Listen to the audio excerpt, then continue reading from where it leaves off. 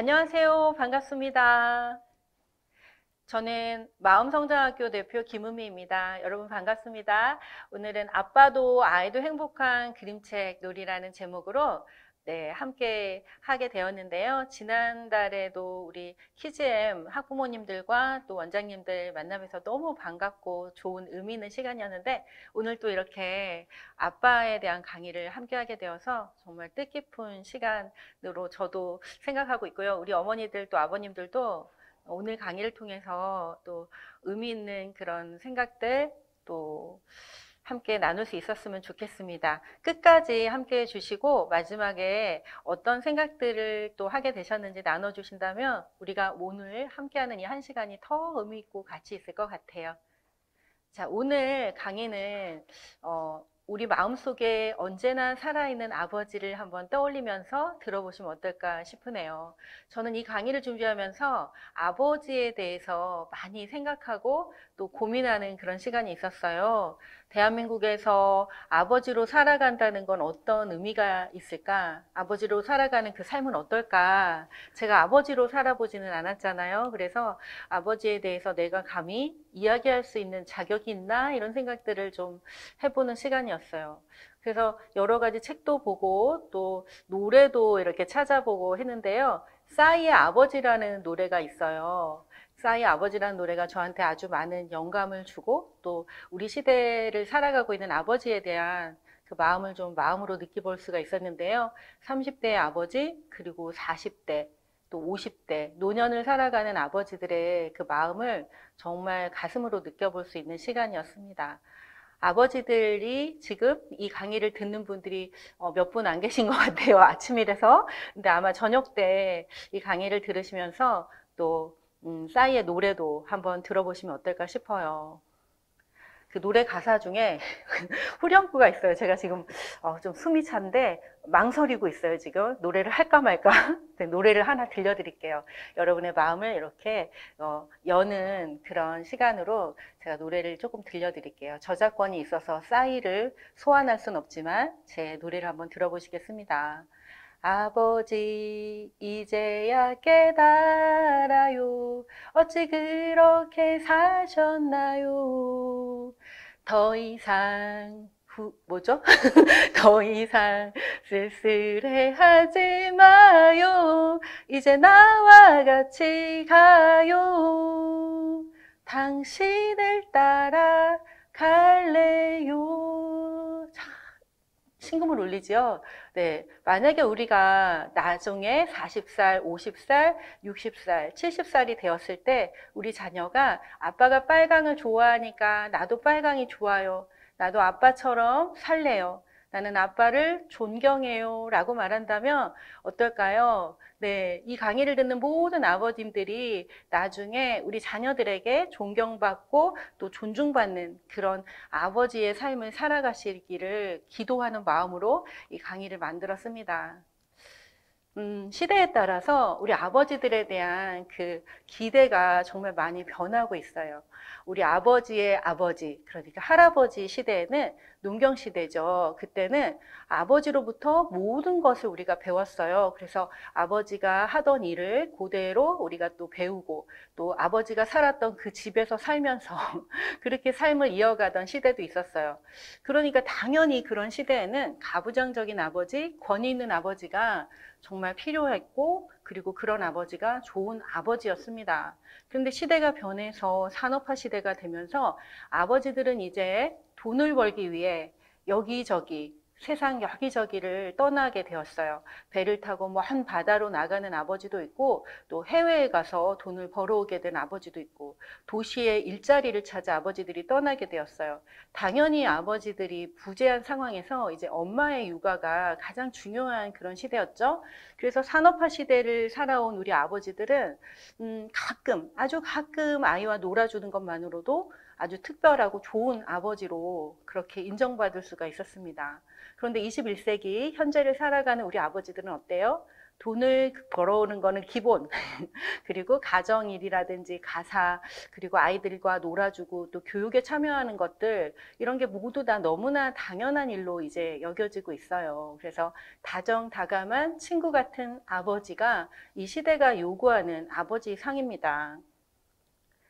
그래서 우리 아버지들이 이제 나도 좋은 아버지가 되고 싶어. 나도 다정다감한 친구 같은 아버지가 되고 싶어. 우리 아버지처럼 살고 싶지 않아. 라는 마음을 아버지들도 갖게 되겠죠. 많은 어머니들을 만나고 있는데요. 어머니들이 늘 엄마처럼은 안 살 거야. 이런 마음을 가지고서 자기를 찾는 그런 여정들을 또 이렇게 가고 있어요. 아버지들도 역시 그럴 거라고 생각돼요. 미국의 한 교수가 5천 가구 이상의 가정을 조사했는데요. 그 가정에서 자녀 양육에 참여하지 않는 우울한 아버지를 둔 그 가정의 아이들은 그 언어 발달 능력에서 먼저 현저한 차이를 보였고요. 그리고 자라면서 우울이나 공격성, 그리고 또 그 아이들이 청소년기가 되면 비행 행동이나 거짓말, 또 낮은 사회성으로 인하여 아버지로 인해 가슴 아픈 어린 시절을 보냈는데 또 자기도 역시 그 자녀에게 아픈 마음을 전해주는 그런 아버지로 대물림을 하게 된다는 거예요. 너무나 안타깝고 너무나 억울하고 분한 일이잖아요. 어렸을 때 마땅히 받아야 하는 그런 돌봄을 받지 못해서 정말 힘들고 어려운데 가슴에 응어리가 지고 막 이렇잖아요. 그런데 나도 역시 또 그런 아버지가 됐다는 건 너무나 말도 안 되는 일이죠. 하지만 그 코칭에서는 그 답을 드릴 수가 있어요. 코칭에서는요, 우리가 정말 구체적으로 원하는 삶에 대한 이미지를 가지고 있을 때 그 이미지에 맞는 삶을 우리가 창조할 수 있다라고 얘기하고 있거든요. 지금 이 시간 우리 아버지들 마음속에 혹시 가장 존경하는 남자가 있다면 어떤 남자인가요? 한번 이미지를 한번 떠올려 보실까요? 가장 존경하는 아버지, 어떤 아버지가 있으실까요? 네. 가장 존경하는 아버지, 네, 존경하는 아버지가 아니고, 우리 지금 여기 어떤 어머니께서 우리 또복 아빠님 내용이 제 마음을 갑자기 쿵 하고 두드려서 제가 잠깐 멈췄어요. 네, 또복 아빠님 돌아가시고 나니, 아버지가 그럴 수밖에 없었던 걸 이해하게 되었다고요. 맞아요. 너무 늦지 않게 우리가 우리 부모님을 좀 이해할 수 있었으면 좋겠어요. 지금 이제 여러분 마음속에 만약에 존경하는 사람이 누구야? 아무도 없어. 떠오른 사람이 없어. 이러시다면 꼭 한번 롤모델을 찾아보시길 바랍니다. 구체적으로 바라고 원하는 이미지에 대해서 가슴속에 품고 그 이미지에 맞는 사람이 되려고 노력한다면 우리는 반드시 정말 원하는 삶을 살아갈 수 있게 돼요. 제가 조사를 좀 해봤는데요. 사람들이 존경하는 그런 사람은 어떤 성품을 가지고 있을까? 이렇게 조사를 해봤더니 정서적인 수용 능력이 굉장히 이렇게 넓어서 다른 사람을 다 담아줄 수 있을 정도로 그렇게 수용 능력이 있는 사람, 또 희생정신, 존중, 신뢰, 공정한 태도, 경제적인 안정, 함께하기, 또 따뜻함과 품위 있는 언어, 그리고 잘못을 인정하는 태도, 이런 것들을 이제 들 수가 있었어요. 여러분이 가지고 있는 것도 있고 또는 어떤 부분은 조금 부족한 그런 것도 있으시겠죠? 여러분 어떤 아빠가 되고 싶으신가요? 네. 아이의 마음을 이해해주는 아버지가 되고 싶다고 우리 장철균 님이, 네, 장철균 님이 우리 아빠신가 보네요. 그러면 반갑네요. 우리 아빠가 또 듣고 계셔서.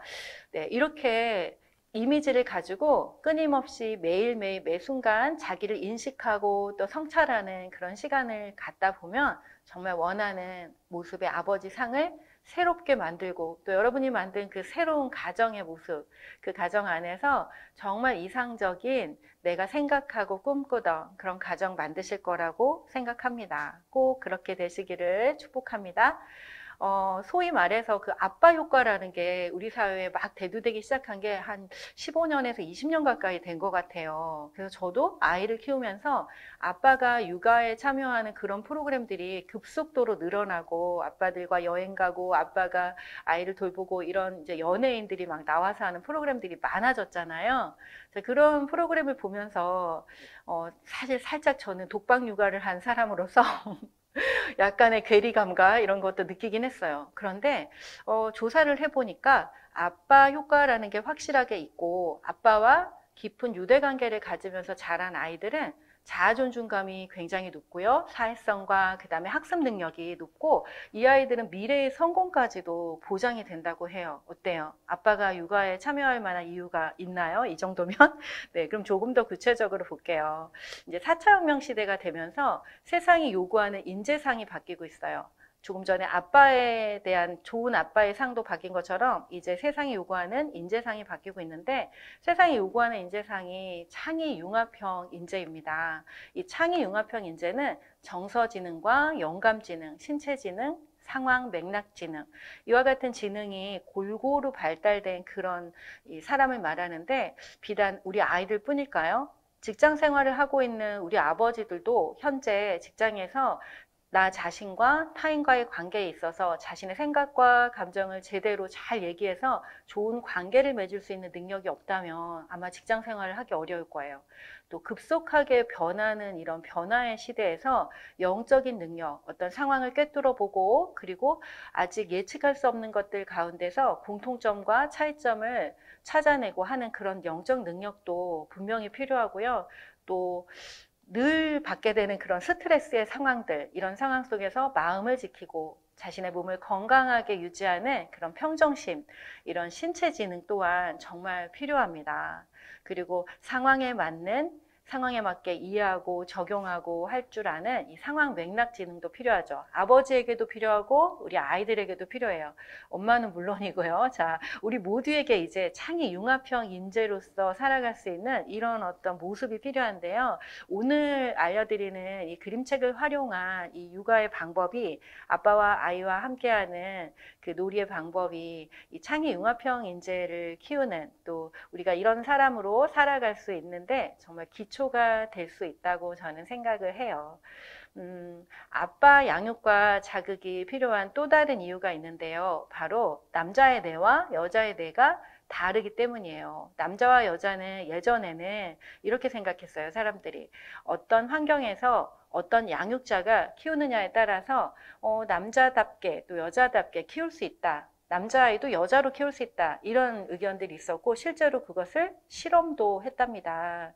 그런데 뇌 과학이 발달되고 인간의 뇌에 대해서 점점 더 자세하게 우리가 알게 되면서 확실하게 밝혀지는 건 남자의 뇌와 여자의 뇌가 근본적으로 차이가 있다는 거예요.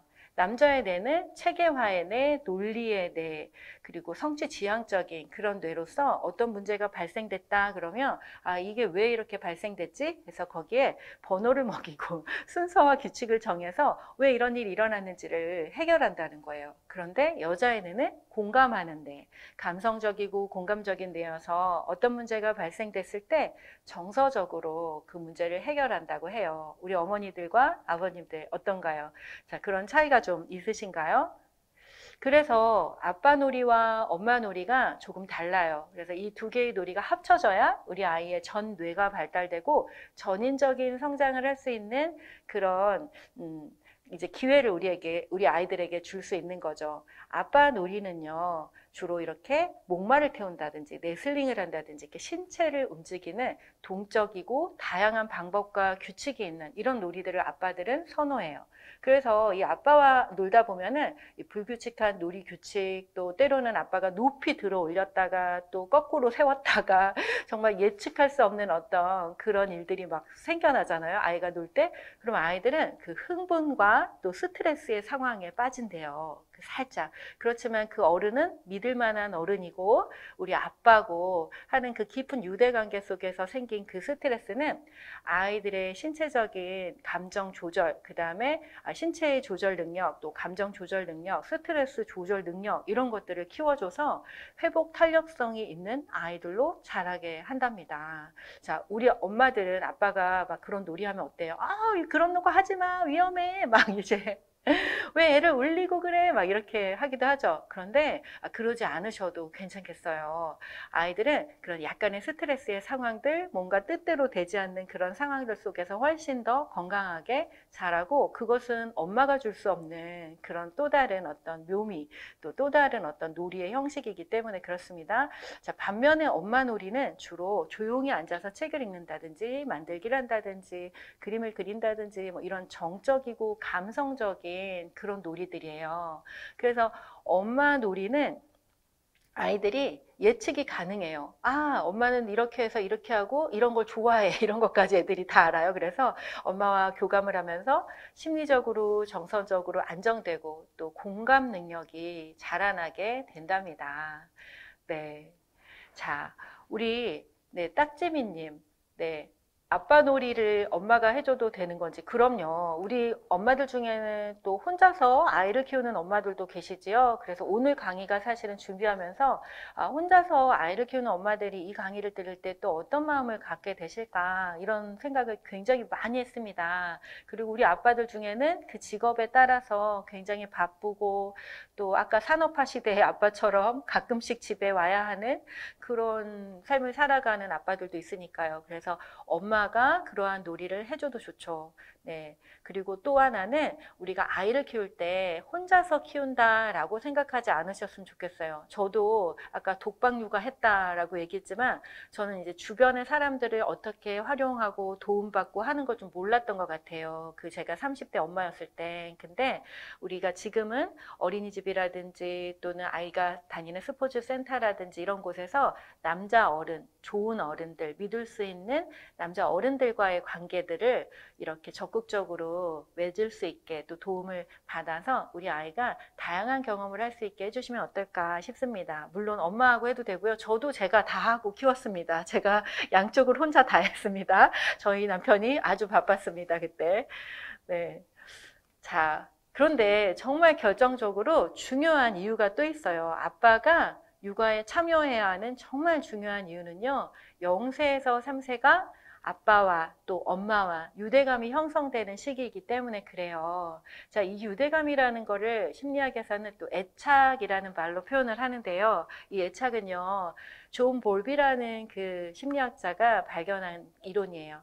자, 여기 제가 안정애착의 부분을 한번 읽어드릴게. 우리 어머니들도 또 자기 자신을 체크해도 되고, 우리 아버지들도 자기 자신을 체크해도 되고, 또 우리 아이들을 생각하면서 체크하셔도 돼요.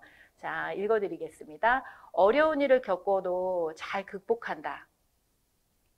네, 맞으시나요? 또 호기심이 많고 외부 세계의 탐험을 즐긴다. 그리고 높은 자존감을 가지고 있고 원만한 대인관계를 잘한다. 네, 어떤가요? 그러신가요? 자, 이와 같이 안정적인 애착을 가진 사람들은 자기 자신과 또 세상과 타인에 대한 믿음이 있기 때문에 이렇게 원만한 사회생활을 하고 건강하게 잘 살아가요. 자, 이들은 왜 이렇게 안정애착을 갖게 되었을까요? 바로 아기 때 그 양육하는 주 양육자와의 관계 안에서 원하는 것을 적절하게 그 보상받고 또 친밀한 관계가 형성되었기 때문에 그렇다고 합니다. 그런데 반면에 또 읽어드릴게요. 불안정 애착에 있는 부분들이에요. 부모에게 매달리고 그리고 관심과 사랑을 지나치게 요구한다. 또 정서적인 불안을 보이고 반항적인 행동, 스트레스 조절이 어렵고 과도하게 예민하다. 자, 어떠신가요? 네, 우리 어른들도 이렇게 할 수 있어요. 아이들도 그렇고요. 자, 이들은 그 마땅히 돌봄을 받고 충분히 안전하게 살아야 되는 그런 시기가 있잖아요. 0세에서 3세 특히나 그렇죠. 자, 이럴 때 충분한 교감과 애착을 통한 그 유대감을 만들지 못했기 때문에 자라면서도 성인이 되어서도 자기 자신과 또 타인과 또 세상에 대해서 믿을 수 없는, 믿지 못하는 불안감이 있어서 늘 그런 불안감 속에서 살아간다고 해요. 그러니 당연히 좋은 관계를 맺기가 어렵겠죠. 자, 0세에서 3세는 우리 아빠들이 아이들과 깊은 유대관계 속에서 우리 아이에게 세상이 안전한 곳이야, 아빠가 있단다라고 알려줄 수 있는 정말 절호의 기회예요. 그래서 이 기회를 놓치게 된다면 제가 오늘 시작할 때 노래 불러드렸죠? 네. 당신을 따라갈래요. 요게 정말 어려울 수 있어요. 애들이 당신 누구세요? 라고 할 수 있어요. 제가 왜 아빠를 도와줘야 됩니까? 이런 어른들도 많이 있잖아요. 제가 성인들 상담을 많이 하고 있는데 제가 왜 우리 엄마 아빠를 왜 모셔야 되죠? 이게 정말 많은 고민이더라고요. 네. 근데 우리는 어릴 때는 부모의 도움을 받고 나이가 들어서는 또 자녀의 도움을 받고 서로 기대고 이렇게 살아가는 사람 입장. 네, 기대고 안기고 안기면서 살아가는 게 우리 인생이기 때문에 자, 우리가 우리 자녀에게 아빠란다. 아빠가 너를 지켜줄 거란다. 라는 메시지를 줄 수 있는 그 기회가 바로 0세에서 3세랍니다. 근데 0세, 3세 우리 아이가 벌써 지났는데요. 어떡하죠? 네, 그럴 수 있어요. 네, 그렇지만 우리에게는 늘 기회가 있어요. 만약에 여러분의 자녀가 청소년이라도 우리는 기회가 있습니다. 근데 제가 유대감을 높일 수 있는 놀이를 좀 안내해 드릴게요. 신생아 아기가 태어났을 때 많은 아버지들이 너무 작고 여리고 그 천사 같은 그 아이를 어떻게 안아줘야 될지, 얘랑 어떻게 놀지? 그 방법을 모르겠어 갖고 벌벌벌벌 떠는 모습을 좀 봐요. 그런데 신생아들은요, 그냥 눈을 마주보고 눈을 같이 깜빡이고 또 혀를 내밀고 같이 혀를 내밀고 네, 그리고 만져주고 또 안아주고 이것만으로 정말 충분한 놀이가 돼요. 그 아이는 엄마 뱃속에 있을 때 들었던 그 남자의 목소리, 아, 이 사람이구나 하면서 아이가 먼저 알아볼 거예요. 눈을 떼굴떼굴 굴리면서 아빠를 알아본답니다. 여러분, 그 경이로운 순간을 놓치시겠습니까? 육아 휴가를 꼭 활용하시고요. 그 경이로운 존재와 그 첫 만남, 그리고 그 보들보들하고 야들야들한 그 세상에서 정말 존재하지 않을 것 같은 그 특별한 어떤 존재와의 만남을 놓치지 않으시길 바래요. 그리고 아이가 이제 영아기가 되면은 다양한 신체 활동들을 통해서 기어다니고 뭐 걸어다니고 띠뚱띠뚱 하면서 온 집을 막 돌아다녀요. 그럴 때 하지마, 하지마 막 이렇게 하지 마시고 만지지 마, 하지 마, 기다려 이런 거. 이거 뭔가요? 강아지 훈련할 때 하는 말이에요. 자, 우리 아이는 강아지가 아니에요. 그래서 하나의 특별한 존재로 그 아이가 이 세상을 탐색할 수 있도록 오감을 활용해서 냄새 맡고 눈으로 보고 피부로 느끼고 또 맛을 보고 소리를 듣고 이렇게 다양한 오감을 통해서 이 아이가 세상을 탐험해 볼 수 있도록 안전하게 그 탐험을 안내하고 그리고 함께 즐기시고 그리고 감탄하시길 바랍니다. 우리 아이가 이렇게 손을 꼼지락꼼지락 할 때도 어머 어머 어머 이러고 감탄하셨죠. 혓바닥을 낼름할 때도 어머나 혀를 내밀었어 하고 감탄하신 적 있죠. 네. 그런데 아이가 조금씩 크면서 굉장히 크고 위대한 일을 해야만 우리가 감탄을 하게 돼요. 그런데 매 순간 우리 아이가 딸기를 좋아하면 딸기를 맛있게 먹는구나 하고 감탄해 주시고 그 모든 순간을 함께 감탄하면서 살아가신다면 조금 전에 그 4차 혁명 시대에 필요한 인재, 창의융합형 인재가 되는 가장 중요한 게 정서 지능이거든요.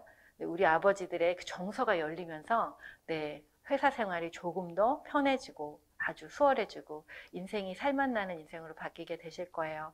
그리고 유아기, 아동기가 되면 우리 아이가 이제 유치원도 다니고 어린이집도 다니면서 다양한 놀이들이 가능하게 돼요. 그리고 이제 역할 흉내내기라든지 또는 규칙에 있는 놀이들을 할 수 있게 됩니다.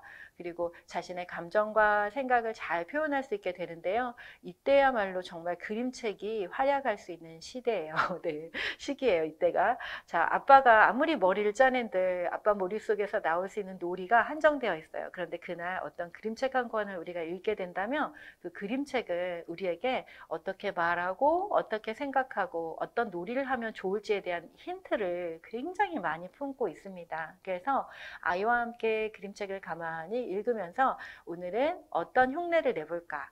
오늘은 어떤 놀이를 해볼까? 오늘은 어떤 생각을 같이 표현해 볼까? 이러면서 같이 놀이를 하다 보면 어느 순간 아이는 창조적인 자기만의 놀이를 만들어낼 줄 아는 그런 아이로 성장해 있을 겁니다. 아빠와 아이가 행복한 유대 관계를 맺으면서 그 정서적인 애착을 잘 맺을 수 있는 가장 특별한 도구로 저는 그림책을 뽑고 있는데요. 이 그림책은 놀이라고 하니까 막 그림책을 가지고 뭐 이렇게 탑을 쌓기도 하고 그림책으로 또 뭐 집을 만들기도 하고 뭐 이런 것도 물론 가능해요. 그리고 키즈앱 영상 중에는 그림책으로 할 수 있는 그런 다양한 놀이도 많이 표현되어 많이 이렇게 영상으로 올라와 있어요. 근데 오늘 제가 알려드리는 이 그림책 놀이는 정서 놀이예요. 아이와 함께 아빠들이 몸으로 놀아주는 것들 또 교구를 통해 놀아주는 건 너무 잘 하시는 것 같아요. 그런데 어떻게 마음을 전달하고 또 어떻게 얘기를 해야 우리 아이가 아빠의 마음도 알고 또 내가 아이의 마음을 들을 수 있을까? 그 부분은 조금 어려워하시는 것 같아요. 그래서 그림책을 통해서 그렇게 마음을 연결하고 정서적인 어떤 안정감을 서로 가질 수 있는 그런 놀이에 대해서 좀 안내해 볼게요. 그림책 놀이를 하면은 제가 여기 10가지를 뽑아놨는데요. 이 10가지는 정말 기본이고요. 이것보다 훨씬 더 많은 그런 이득이 있습니다. 한번 읽어볼까요? 아이와 함께 책을 읽으면서 정서적인 교류가 촉진돼요. 굳이 애써서 우리가 서로 사랑한다는 거를 막 증명하려고 하지 않아도 그림책을 읽는 그 순간, 그 공간 안에서 그 사랑의 마음들이 서로 왔다 갔다 하게 돼요. 그리고 엄마 아빠가 아무리 풍부한 언어를 아이에게 주려고 해도 굉장히 한정적이고 제한된 언어를 써요. 주로 명령하는 언어를 아마 우리는 많이 쓸 거예요. 이렇게 해, 저렇게 해 하는 언어요. 그런데 그림책 안에는 정말 감성이 살아있는 그리고 아이의 사고력과 또 지혜를 이렇게 풍성하게 할 수 있는 그런 언어들이 많이 있습니다. 또요, 아이와 그림책을 읽다 보면 그림책은 기승전결, 또 시작과 끝이 있는 이야기들이기 때문에 그림책을 많이 읽은 아이들은 3세가 되었을 때쯤 되면 어느 순간 말귀를 알아듣게 돼요. 그래서 어떤 아이는 그보다 더 빠르게, 그래서 뭐 야단을 치거나 뭔가 또 아이가 떼를 쓰거나 이런 일이 진짜 없어져요. 원인과 결과에 대한 인식이 아이의 머릿속에 그냥 자연스럽게 들어가게 돼요. 그리고 집중력과 창의력 또 이런 건 뭐 말할 것도 없겠죠. 그리고 아빠와 엄마와 책을 읽는 동안 안정애착이 형성이 되고요. 사회성과 학습 능력 그리고 아이가 말을 잘 듣게 돼요. 말을 잘 듣는다는 건 다른 말로 생각이 있는 아이? 네, 조금 말이 그런가요? 자, 사고력이 있는 아이로 성장하게 되어서 아이가 엄마가 무슨 말을 하는지 엄마와 그 유대관계 안에서 공감 능력이 아이에게도 이미 많이 자랐기 때문에 행복한 육아가 가능하게 됩니다. 그리고 미래의 성공은 뭐 보장된 일이겠죠. 또 아이 책이지만 아이 책을 읽으면서 엄마 아빠도 많이 성장하게 되실 거예요. 지난달에 제가 키즈앱에서 한 그 동영상에 보시면 뒤에 부분에 하루 20분 그림책 한 권의 기적이라는 내용으로 그림책을 어떻게 읽으면 정서적으로 깊은 유대감을 키우고 엄마도 성장하고 아빠도 성장하고 또 아이도 성장하는 그림책 읽기가 되는지에 대해서 안내했어요. 바로 이 6가지인데요. 요거를 또 참고해서 보시면 좋겠고요. 오늘은 그 내용을 이어서 한번 또 안내할게요. 아빠도 아이도 행복한 그림책 놀이 첫 번째는요. 오늘 이제 5권의 그림책을 소개할 거예요. 근데 자, 첫 번째는요. 바로 555라는 이 그림책이에요. 제가 30대 엄마였을 때 저 이런 그림책 정말 싫어했어요. 왠지 아세요? 저는 뭘 많이 가르쳐 주고 싶었거든요, 애한테. 그래서 뭔가 이 책에 메시지가 있고 막 내용이 많은 이런 걸 좋아했던 것 같아요. 그런데요, 지금 보면은 이런 책이 너무 좋은 책이라는 게 이제는 보이네요. 바로 우리 아이가 말을 할 수 있든지 또는 말을 할 수 없는 그런 신생아든지 상관없이 아이와 함께 그 사랑하는 사람들만의 그 암호 이런 거 여러분 있으세요? 네.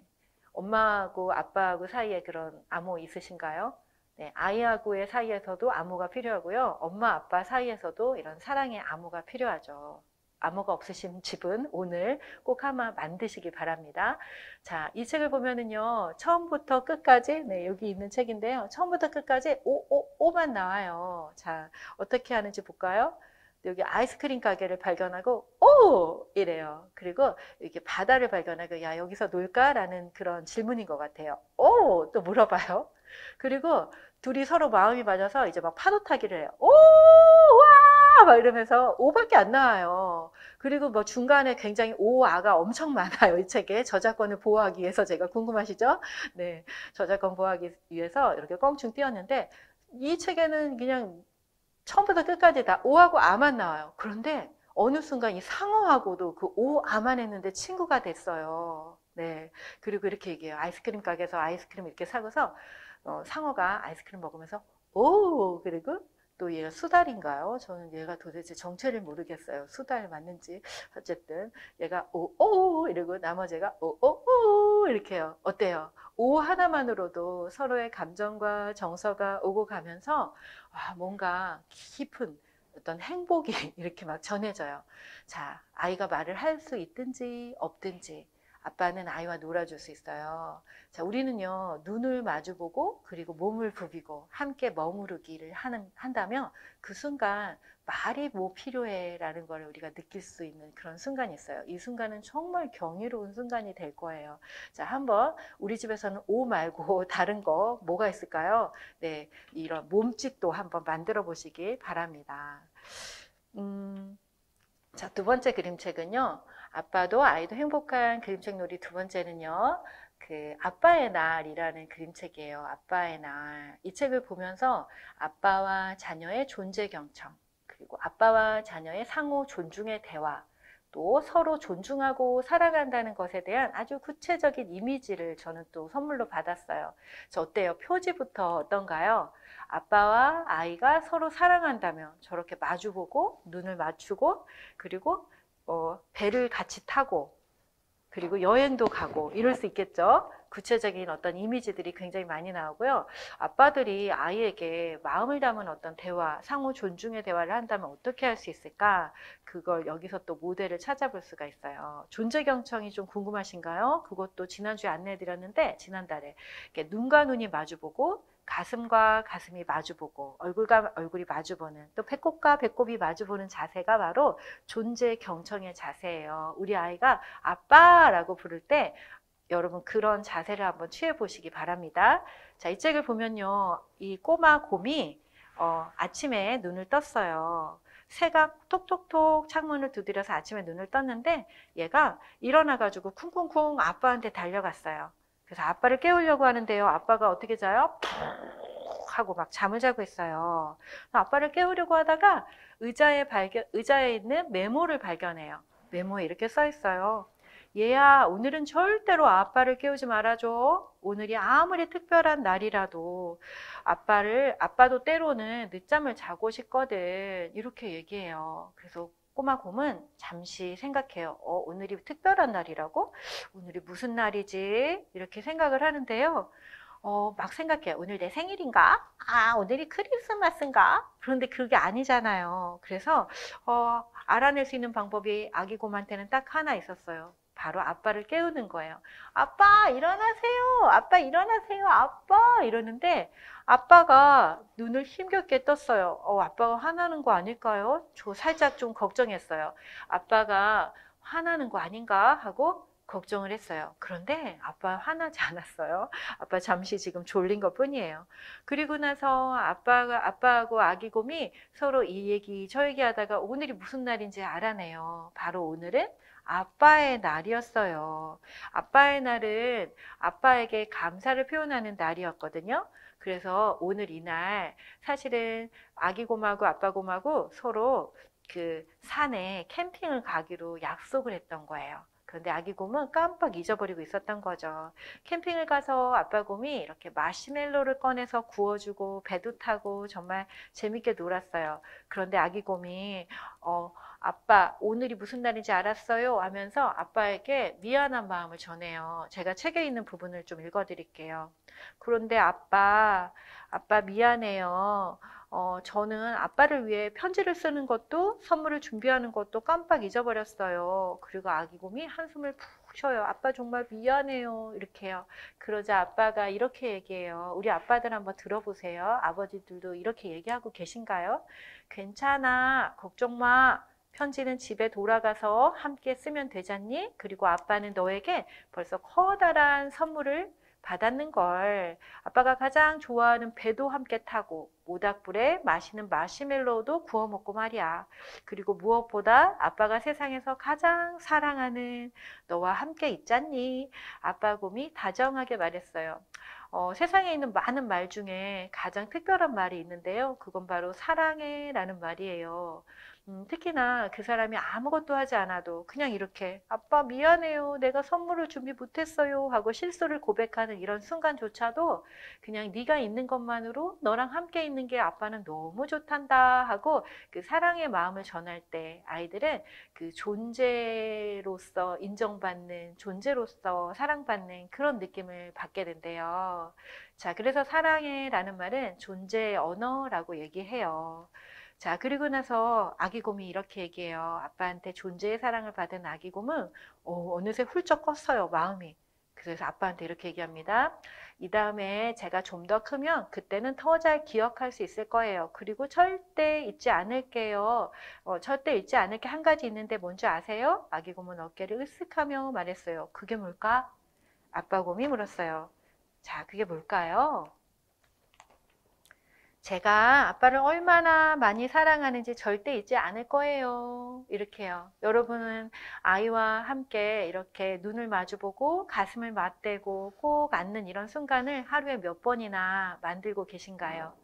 하루에 몇 번이나 이런 순간이 여러분에게 있으신가요? 버지니아 사티어라는 심리학자는 하루에 7번, 하루에 7번 이렇게 안아줘야 아이가 안정감을 느낀대요. 네, 하루에 7번 안아주고 계신가요? 하루에 7번 눈을 맞추고 가슴을 맞대고 서로의 체온을 느끼고 아빠의 향기를 전해주면서 네, 이렇게 안는 모습, 이런 모습을 한번 가져보시기 바랍니다. 그림책 심리 코칭을 통해서 다양한 연령의 사람들과 소통하고 그리고 그들의 마음을 치유하고 또 삶을 정돈해서 삶의 가치가 회복될 수 있도록 제가 돕고 있는데요. 어떻게 하면 그렇게 강력한 변화가 일어날까를 생각해요. 그런데 그 변화의 순간을 맞이하는 그런 사람들에게 물어본 결과 그림책에서는 이런 어떤 이미지, 나 이렇게 살고 싶은 거예요. 사실 제가 하는 그런 이미지들을 선물로 받기 때문인 것 같아요. 그 효과가 일어나는 게. 여러분도 좋은 이미지들을 그림책을 보면서 가슴에 이렇게 품으시길 바래요. 여기에 김선미님, 저희 언니랑 이름이 똑같아요. 네. 저희 신랑 같아요. 복 받으셨네요. 정말. 네, 잘하고 있구나. 라는 생각이 드네요. 네. 코뽀뽀, 사랑해. 라고 매일 하고 있어요. 어머나 세상에. 그런 아빠도 있죠. 세상에 존재하는 아빠였군요. 저는 이 곰돌이 아빠밖에 없는 줄 알았어요. 네, 이런 아빠들이 존재합니다. 그리고 오늘 키즈엠 강의를 들으시는 우리 아빠들이 매일매일 아침, 저녁 이러한 장면들을 만들어내시길 바래요. 자, 이제 세 번째 그림책 안내해 드릴게요. 아빠도 아이도 행복한 그림책 놀이 세 번째는요, 바로 왜요? 라는 그림책이에요. 자, 아빠라고 해서 그러면 친구 같은 아빠, 다정한 아빠만 필요한가? 그렇지 않죠. 아빠는 어떤 존재예요? 아빠는 우리 아이를 안전하게 지켜줄 수 있는 그런 존재여야 해요. 그래서 이 그림책을 보면서 저는 안전하게 지켜준다는 거, 그리고 때로는 엄격하게, 그리고 존재 그대로 사랑하는 것, 그리고 진실한 마음을 전하는 것이 어떤 것인지에 대해서 좀 배울 수가 있었어요. 자, 왜요라는 이 그림책을 보면 아마 여러분의 자녀가 떠오르기도 할 거예요. 아빠 코끼리와 엄마 코끼리는 이동을 할 때 이렇게 꼬리를 서로 말고 줄을 쫙 서서 그 다리 사이에 아기 코끼리를 이렇게 안전하게 보호하면서 다리 사이로 걸어가게 해서 이동을 해요. 아마 그 내셔널 지오그래픽 이런 데 보면 아마 이런 장면이 나오는 것 같아요. 저도 본 적이 있는데요. 그런데 이 아기 코끼리는 너무 호기심이 많아서요. 줄을 맞춰 걷지 않고 자꾸만 그 줄 밖으로 이탈을 하는 거예요. 그래서 아빠 코끼리가 줄 맞춰 걸으렴 이렇게 얘기해요. 그리고 아기 코끼리는 그런 소리에 아랑곳 없이 이렇게 밖으로 가서 봤더니 여기에 검은 꼬리 누가 있었어요. 이 동물 친구 이름은 검은 꼬리 누인데 검은 꼬리 누를 봤더니 뾰족한 뿔이 너무 멋있는 거예요. 그래서 나도 뾰족한 뿔이 있으면 좋겠어 라고 얘기해요. 그리고 내가 뿔이 있으면 어떻게 될까 하고 막 상상을 하는 거예요. 무서워 보이겠지? 그리고 모두 나를 피해 도망갈 거야 하고 막 상상을 하고 노는 거예요. 그리고 아빠한테 물어봐요. 아빠, 저도 자라면 뾰족한 뿔이 생기나요? 이렇게요. 그러자 꼬마 코끼리가 아빠한테 이렇게 물었는데 아빠가 너무 냉정해요. 정말 나쁜 아빠 같아요. 아니, 이렇게 얘기해요. 그리고 아무 말도 없어요. 그래서 꼬마 코끼리가 풀이 죽어서 왜요? 이렇게 작은 소리로 물어요. 이상한 거 물어보지 말고 줄 맞춰 걸으렴. 아빠의 생각은 오로지 줄 맞춰 걷는 것밖에 없어요. 계속 꼬마 코끼리가 기린을 보고 또 치타를 보고 계속 내가 기린처럼 키가 커진다면, 내가 치타처럼 빨라진다면 하면서 막 상상을 하다가 아빠한테 그때마다 물어봤어요. 아빠, 제가 어른이 되면 이렇게 되나요? 이렇게요. 근데 그때마다 아빠가 이상한 거 물어보지 말고 줄 맞춰 걸으렴. 이렇게 얘기해요. 계속해서요. 자, 꼬마 코끼리 계속 풀이 푹 죽었는데 그러다가 악어를 만나요. 악어를 만나서 그만 악어의 입속을 이렇게 들여다보다가 악어에게 잡아먹힐 뻔해요. 그때 아빠 코끼리가 코로 아기 코끼리를 번쩍 들어 올려요. 아빠 코끼리는 그때 얼마나 놀랬을까요? 정말 철렁했겠죠? 그리고 나서 줄 맞춰 걸어야 해. 이렇게 얘기한단 말이에요. 줄 맞춰 걸어. 이렇게 얘기해요. 네. 줄 맞춰 걸어. 이렇게요. 그리고 다 왔을 때, 잠깐만요, 여기. 다 왔을 때, 이제 멈춰. 라고 얘기해요. 이제 멈춰. 왜요? 다 왔으니까. 이제 아빠는 다정한 아빠로 다시 돌아왔어요. 위험한 순간을 맞이했을 때는 정말 엄하게 멈춰. 줄 맞춰 걸어. 이상한 거 물어보지 말고 줄 맞춰 걸어. 정신 차려. 라고 자꾸 얘기했거든요. 그런데 다 도착하자 이제 물이 있는 곳으로 왔던 거예요. 다 도착하자 아빠는 다시 다정한 아빠로 돌아왔어요. 자, 왜 멈춰요, 아빠? 다 왔으니까. 그리고 아빠가 이렇게 얘기해요. 얘야, 너에게는 뾰족한 뿔도 전무늬도 필요가 없단다. 너에게는 펄럭펄럭 멋진 귀도 있고 기다란 코도 있잖아. 그리고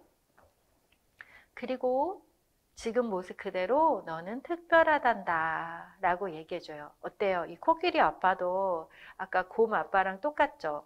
눈과 눈을 마주보고 네, 이렇게 마주보고 서서 마음을 전해요. 너가 아무것도 하지 않아도, 너가 실수투성이어도, 너가 위험에 빠뜨려서 너 스스로를 그렇게 위험한 지경까지 가는 말썽꾸러기여도, 호기심쟁이여도 어쨌든 아빠는 너의 지금 모습 그대로를 사랑한단다 라고 얘기해요. 자, 이 책을 보면서요, 우리가 좋은 아빠, 다정한 아빠에 대해서도 조금 생각해 봐야 돼요. 친구 같은 아빠가 되고 싶으시죠? 그런데 사실 친구 같은은 짝퉁이에요, 짝퉁. 네, 같은이잖아요. 여러분은 그냥 아빠가 되시면 좋을 것 같아요. 어떤 아빠가 좋은 아빠인가 생각하셔서 아빠가 되면 돼요. 우리 아이가 신생아일 때, 우리 아이가 유아일 때, 우리 아이가 또 아동이고 청년일 때 그때에 맞는 아빠의 성장이 필요하겠죠. 또 아빠만의 양육에 대한 기준, 또 아름다운 가정, 건강한 가정에 대한 어떤 모습들, 합리적이고 구체적인 어떤 기준들을 가지고 있을 때 우리 가정이 더 안전하고 또 그 가정에 살고 있는 우리 구성원들이 모두 다 안정감을 가지고 서로에게 친절하게 그렇게 마음을 전하면서 살아갈 수 있게 돼요. 사람들이 자꾸 가족에게 화를 내고 그리고 투덜투덜 하는 데에는 다 이유가 있답니다. 무언가 뜻대로 되지 않을 때 그렇게 되겠죠. 그렇게 돼요. 그래서 가장 중요한 건 안전하게 가정을 지켜주는 아버지의 안전하게 지켜주는 아버지, 뭔가 기준이 있는 아버지가 필요해요. 그런데 이 기준은 혼자만 정하면 안 되시겠죠? 자, 아내와 함께 우리는 어떤 가정에서 살고 싶은가? 우리가 정말 행복하게 살기 위해서는 어떤 가정의 모습이 필요한가를 또 찾아보시길 바래요. 또 그림책을 보시다 보면 나 이렇게 살고 싶었어. 내가 살고 싶은 모습은 바로 이거야 라고 이렇게 떠올리면서 서로의 마음을 주고받을 수도 있을 것 같아요. 자, 다음 그림책은요. 바로 아빠도 아이도 행복한 그림책 네 번째는요. 아빠맨의 탄생이라는 그림책이에요. 정말 유쾌하고 좋은 그림책이라서 제가 너무 재밌게 봤어요. 자, 우리나라 작가의 그림책인데요. 이 그림책을 보면은 우리가 아빠가 왜 이렇게 고생하는 줄 알아? 아빠 왜 이렇게 고생하는 줄 알아? 엄마 왜 이렇게 고생하는 줄 알아? 다 내가 나 때문에 이렇게 고생하는 게 아니야.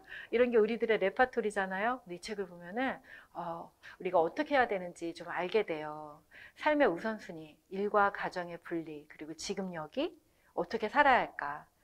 네, 그 어떻게 살아야 될까를 가끔 우리가 길을 잃을 때가 있는데 그때는 우리 아이들에게 귀를 기울이시면 돼요. 아이들의 말하는 거, 아이들의 모습을 잘 들여다보면 아마 거기에서 우리 아이들이 알려줄 거예요. 왜요? 아이들은 굉장히 감성적이고 직관적이며 영적인 존재이기 때문에 엄마 아빠가 잘못 살고 있을 때 그 엄마 아빠를 욕할 수 없잖아요, 아이가. 그래서 자기가 엉망진창 말썽꾸러기 행동을 막 하기 시작해요. 그래서 우리 가정이 지금 건강한 가치 기준 안에서 잘 살아가고 있는지 없는지는 우리 아이의 모습을 가만히 들여다보면 우리가 알 수 있어요.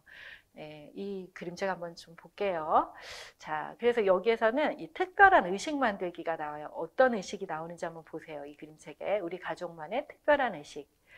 아빠가 어깨가 축 처져서 회사에서 들어와요. 홍아, 아빠 왔어. 이러고 들어오는데 들어오자마자 홍이 얼굴도 안 보고 아빠가 소파에 그냥 벌렁 들어 누워요. 옷도 안 갈아입고요. 그래서 홍이가 생각해요. 이 아빠는 맨날 저래. 이렇게요. 아빠가 맨날 저러는 데는 아마 이유가 있겠죠. 근데 가만히 들어보니까 아빠가 막 잠꼬대를 시작해요. 아빠를 따라서 일개물이 집에 쫓아온 거예요. 아빠가 맨날 그러는 이유가 있었네요. 아빠를 쫓아온 이 일개물 씨가 한상수 씨, 한상수 씨 하면서 쫓아와가지고 일개물이 입을 꽉 여는데 입에서 막 온갖 일감들이 막 와르르 쏟아진 거예요. 자, 이거 뭐예요? 집까지 아빠가 일을 다 갖고 온 거예요. 아빠가 김 부장님인데 김 부장님인 채로 김 과장님인 채로 집에 온 거예요. 김 대리인 채로 집으로 온 거예요. 지금 아빠가 아니에요. 그래서 그러다 보니까 홍이가 너무너무 안쓰러운 거예요. 아빠가 잠도 편하게 못 자고 이렇게 잠꼬대를 하다니 일개물이 아빠를 괴롭히고 있었어. 그래서 홍이가 아빠 이거 받아요 하고 자기가 만든 그 안경을 아빠한테 던져요. 자, 아빠가 이 안경을 탁 쓰자 어떻게 됐어요? 아빠가 변신이 됐어요. 나는요 아빠맨 하고서 아빠가 홍이가 만든 안경을 쓰고 아빠맨으로 변신됐어요. 그리고 홍이랑 같이 일개물을 처치해요. 뿅뿅 막 발로 차가지고 자 일개물 작아져라 막 이렇게 해서 일개물을 공격을 아빠와 홍이가 물리쳐요. 아빠 파워, 홍이 파워 이래서 발차기로 일개물을 뻥 쳐서 날려버려요. 그리고 아빠 어떻게 될게요? 아 이렇게 순하고 착한 부드러운 아빠로 돌아왔어요. 다정한 아빠가 되어서 홍이와 놀 수 있게 됐어요. 일개물을 떨쳐버렸어요. 그런데 오늘은 또 엄마가 풀이 죽어서 어깨가 축 처져가지고 잔뜩 지쳐서 들어오네요. 홍이가 얘기해요. 엄마 귓속말로 엄마도 일개물 때문에 힘들어? 이렇게요. 그리고 엄마한테 안경을 줘요. 엄마도 이거 한번 써봐. 이렇게요. 엄마도 홍이가 만든 안경을 쓰고 일개물을 발로 뻥 쳐버렸어요. 그리고 엄마로 돌아왔어요. 자, 우리가요, 가정과 일을 분리하지 못하면 직장에서의 스트레스를 그대로 가정에 가지고 와서 우리 자녀들과 우리 아내에게 막 쏟아놓을 때가 있어요. 그런데 자 우리가 어떤 의식을 만들면 좋겠어요. 집에 왔을 때는 아빠로, 또 집에 왔을 때는 엄마로 이렇게 돌아와야죠. 요즘에 부캐 시대잖아요. 부캐. 일할 때는 일하는 부캐를 만들어서 충분히 거기서 열정을 불태우시고 또 집에 돌아왔을 때는 본체로 돌아오셔야죠. 본캐로 돌아오셔야죠. 자기의 존재의 모습으로 가족과 편안한 시간을 보내세요. 왜요? 우리가 일하는 이유가 뭔가요? 가족과 안전하고 편안한 시간을 지내기 위해서 일을 하는데 일과 삶이 막 뒤섞여가지고 도대체 왜 일하는 거지? 왜 사는 거지? 이런 고민을 하게 된다면 곤란하잖아요.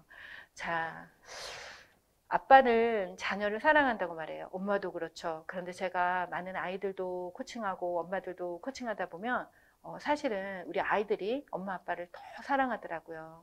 왜냐하면 걔네들은 그럴 수밖에 없어요.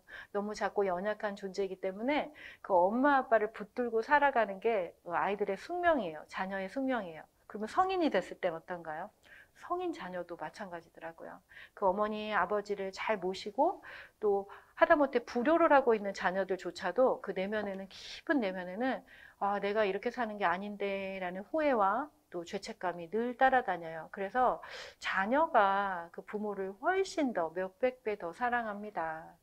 그 작고 여린 존재들이 보여주는 그 사랑의 모습 엄마 힘내요, 아빠 힘내요, 엄마 사랑해요, 아빠 사랑해요 하는 말들을 들을 때 우리가 아, 쟤들은 어떻게 저렇게 사랑을 쉽게 얘기하나 이렇게 하지 마시기 바래요. 아이들은 그 사랑의 마음이 없을 때 절대 사랑한다고 얘기하지 않아요. 그 사랑의 힘으로 우리가 늘 온전해지고 늘 힘을 얻고 그리고 아빠, 엄마의 본캐를 잊지 않는 그런 우리가 됐으면 좋겠습니다.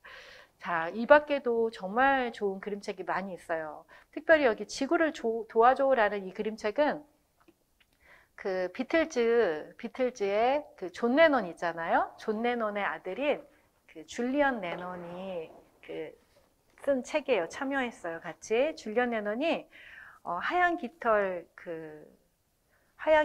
뭐죠? 이 협회가 하얀 깃털 협회. 하얀 깃털 협회를 만들어가지고, 네, 여기 있네요. 하얀 깃털 재단. 하얀 깃털 재단은 가난하고 힘없는 사람들을 돕고, 그리고 지구와 지구 환경을 도와주는 그런 일들을 하는 단체인데, 재단인데, 이 그림책을 통해서 아이들에게 뭔가 지구를 도와줄 수 있는 다양한 방법들을 안내하고 있는데요. 정말 재밌는 건 이 그림책은 네, 여기 표지에 보면 이렇게 비행기가 나와 있는데 이 비행기를 타고 여행하는 그림책이에요. 그래서 아빠와 함께 이 책을 읽으면서 여기에 그림책에 이렇게 버튼이 나와요. 페이지마다 버튼이. 그래서 자, 버튼을 누르면 하늘로 올라갑니다. 슝! 자, 또 버튼을 누르면 바다로 내려갑니다. 슝! 이러면서 아이와 함께 정말 다이나믹하게 놀이를 할 수 있는 그런 책이에요. 그리고 책을 다 읽고 나서는 아, 우리가 지구를 이렇게나 많이 도와줬네. 우리가 도와줄 수 있는 건 뭘까 하고서 구체적인 어떤 도움의 방법들까지도 알 수 있어요. 아이를 키울 때는 작고 협소한 아주 미시적인 그런 세계에 대해서도 가르쳐야 되지만 크고 넓은 세계, 내가 혼자 사는 것이 아닌 나와 너 그리고 우리 지구 전체의 사람들, 이 생명들이 모두 다 소중하고 이 생명 전체가 서로 연결되어 있다는 것을 우리가 알려줄 수 있는 그런 부모이기를 바래요. 그래서 이런 그림책을 통해서 부모인 우리는 협소한 삶을 살고 있다 할지라도 아이와 함께 읽는 그림책을 통해서 우리의 그 의식도 성장하고 우리 아이들의 의식도 역시 성장해서 우리보다 훨씬 더 멋진 그런 공감의 삶을 또 정서적으로 열려있는 그런 삶을 살아갈 수 있게 안내할 수 있을 거라고 믿습니다. 자, 이제 그림책 소개는 거의 다 했고요. 우리 아빠들 지금까지 경청해 주셔서 너무 감사해요. 당신이 소년에서 남자로 그리고 아빠로 성장했던 그 순간을 혹시 기억하시나요? 소년에서 남자로 그리고 아빠로 성장했던 그 시간들. 아이가 태어났을 때 그 작고 여린 손이 내 손을 꼭 잡았던 그 순간. 너무나 경이로운 순간들이죠. 신생아와 코를 맞추면서 그 아이를 마주봤던 그 순간들은 또 어땠을까요?